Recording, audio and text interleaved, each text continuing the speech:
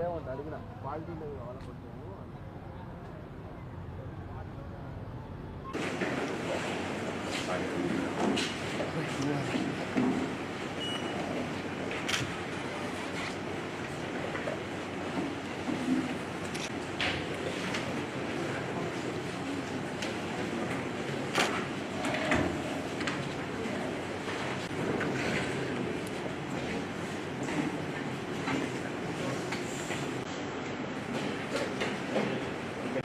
The Commissioner Chair, we can start.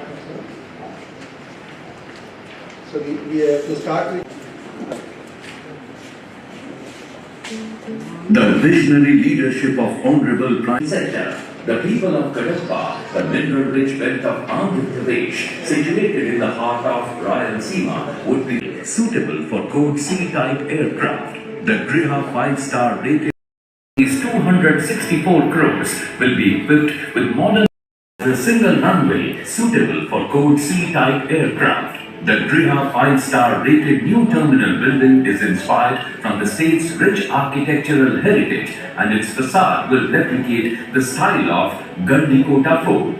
The new terminal will stimulate economic growth of Andhra Pradesh, boosting trade and manufacturing sectors. Honorable Prime Minister Shri Narendra Modi laid the foundation stone for new terminal building of Kadapa Airport.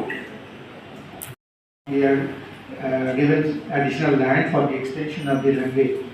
1,515 meters, which is enough to operate the Airbus here. Presently, we have only the routes what we operate here is Hyderabad, Chennai, and anytime. So the new building is under construction, and the information we got is now they are under considering to add one more flight. I think maybe from the Indigo side representative may claim.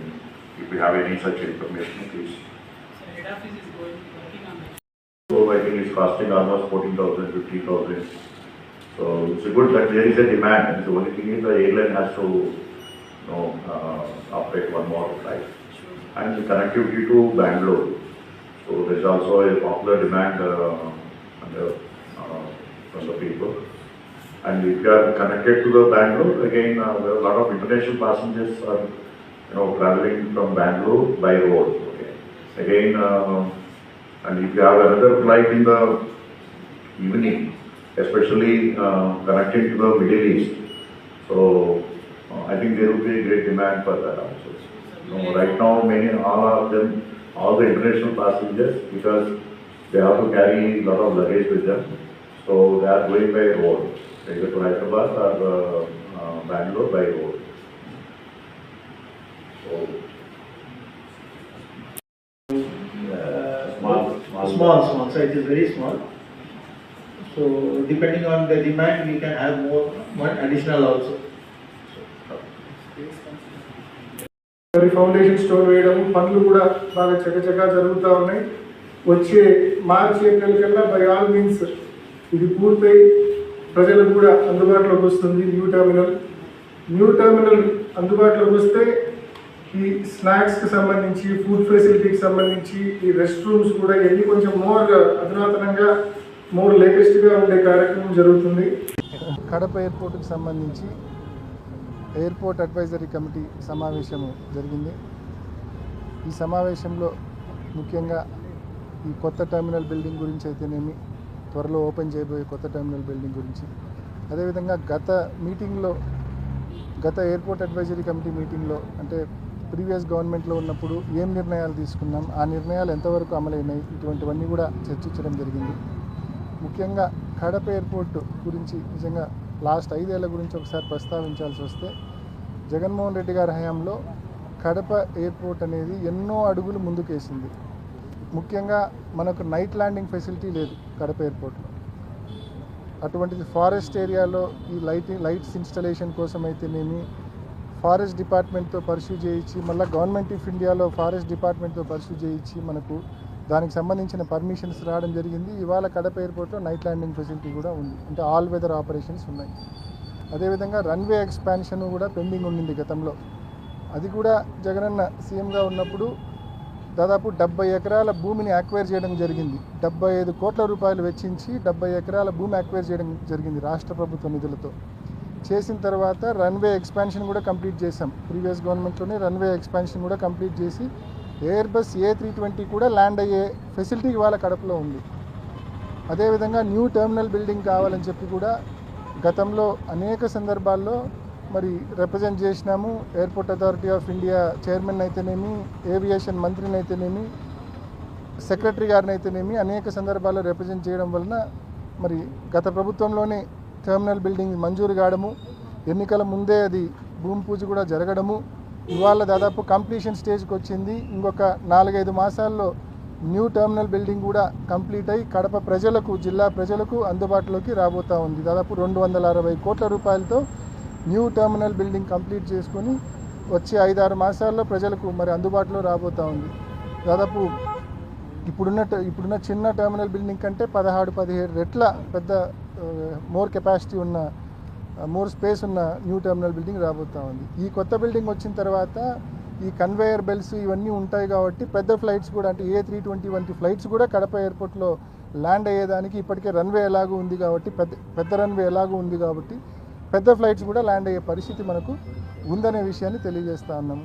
So ఈ రకంగా గడిచిన 5 సంవత్సరాల్లో జగనన్న ముఖ్యమంత్రిగా ఉన్నప్పుడు కొత్త terminal building మంజూరు అయితేనేమి, దానికి సంబంధించిన పనులు మొదలు పెట్టడం అయితేనేమి, అదేవిధంగా రన్వే ఎక్స్పాన్షన్ పూర్తి చేయడం అయితేనేమి, అదేవిధంగా 75 ఎకరాలతో భూమి సేకరించడం అయితేనేమి, అదేవిధంగా all weather operations night landing facility తీసుకుని రావడం అయితేనేమి, ఇవన్నీ కూడా చేపట్టడం జరిగింది. ఇంకా ఎయిర్పోర్టుకు సంబంధించి ఇవాళ సమావేశంలో మరి కొన్ని ముఖ్యమైన నిర్ణయాలు, 6 మంత్స్లో ఎట్టి పరిస్థితుల్లో న్యూ టెర్మినల్ బిల్డింగ్ ఓపెన్ చేయాలనేది అయితేనేమి, ఇంకొన్ని ప్యాసింజర్స్కి సంబంధించిన ఫెసిలిటీస్ విషయంలో తప్పకుండా ఒక సజెషన్ బాక్స్ పెట్టమని చెప్పినాము. ఎయిర్పోర్ట్కి వచ్చే ప్యాసింజర్స్ ఎవరైనా ఏదేమైనా ఫీడ్బ్యాక్ ఇవ్వాలనుకున్నా, ఏమైనా సలహా ఇవ్వాలనుకున్నా ఆ సజెషన్ బాక్స్లో వాళ్ళు ఫీడ్బ్యాక్ అయినా సలహా అయినా దాంట్లో డ్రాప్ చేస్తే తప్పకుండా అది ఎయిర్పోర్ట్ డైరెక్టర్ చదవాలా, చదివి వాటిని చేతనైనంత వరకు, వీలైనంత వరకు వాటిని అమల్లోకి తీసుకొచ్చే కార్యక్రమం చేయాలని చెప్పి కూడా ఒక నిర్ణయం తీసుకున్నాం.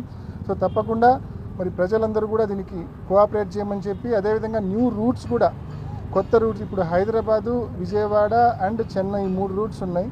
హైదరాబాద్ డైలీ ఫ్లైట్ ఉంది, ఎప్పుడు ఫుల్ ఉంటా ఉంది. దాన్ని రోజుకు 2 ఫ్లైట్లు వస్తే బాగుంటుందనే విషయం కూడా, ఆ ప్రయత్నం కూడా మరి ఇవాళ నుంచి చేయబోతూ ఉన్నాం. అదేవిధంగా చెన్నైకి, విజయవాడకు డైలీ ఆల్టర్నేట్ డేస్ బదులు డైలీ ఒక ఫ్లైట్ ఉంటే మంచిదనే అభిప్రాయం కూడా వచ్చింది. ఆ దిశగా కూడా ప్రయత్నం చేయబోతూ ఉన్నాము. మరి బెంగళూరుకు కూడా ఒక డైలీ ఫ్లైట్ కావాలని చెప్పి మరి ఎయిర్పోర్ట్ డైరెక్టర్ గారు, కలెక్టర్ గారు కూడా మరి తప్పకుండా మేమందరం కూడా ప్రయత్నం చేస్తాం ఈ విషయంలో. పులివెందుల్లోనే కాదు శర్మన్న, ఎక్కడ చూడు ఈ జిల్లాలో ఏ నియోజకవర్గం తీసుకున్నా, రాష్ట్రంలో ఏ నియోజకవర్గం తీసుకున్నా ఈ కూటమి ప్రభుత్వం చేసేదల్లా ఒకటి వైఎస్ఆర్ కాంగ్రెస్ పార్టీ నాయకులను, కార్యకర్తలను హెరాస్ చేయడము, గ్రామాల్లో యానిమేటర్లను తీసేయడము, ఉద్యోగాల నుంచి తీసేయడము, FP షాప్స్ అంటే రేషన్ షాపులు, డీలర్షిప్లు రద్దు చేయడము, ఫీల్డ్ అసిస్టెంట్లను తొలగించడము, అంగన్వాడీ ఆయాలను, టీచర్లను బలవంతంగా తొలగించడము. కేవలం ఎక్కడ చూసుకున్నా వీళ్ళది ఈ కూటమి ప్రభుత్వం వచ్చిన తర్వాత అభివృద్ధి అనేది ఎక్కడా జరగడం లేదు. ఎక్కడ చూసినా కక్ష సాధింపే జరుగుతూ ఉంది. There is no development whatsoever. ఇందాక మీరు చెప్పినట్టు రైతుల గురించి నిన్న జరిగిన ఇష్యూ అయితే కన్నా, ఒక గవర్నమెంట్ ఆఫీసరు రైతుల దగ్గర శనగలకు డబ్బులు కట్టించుకొని అబ్స్కాండ్ అయిపోయినాడు. అబ్స్కాండ్ అయిపోతే రైతులకు టయానికి శనగిత్తనాలు ఇలా వాళ్ళు మళ్ళీ బయట మార్కెట్లో కొనుక్కొని విత్తనం వేసుకున్నారు. 20 లక్షల రూపాయలు తీసుకొని అబ్స్కాండ్ అయిపోయినాడు. ఎరువులకు డబ్బులు కట్టించుకొని అబ్స్కాండ్ అయిపోయినారు.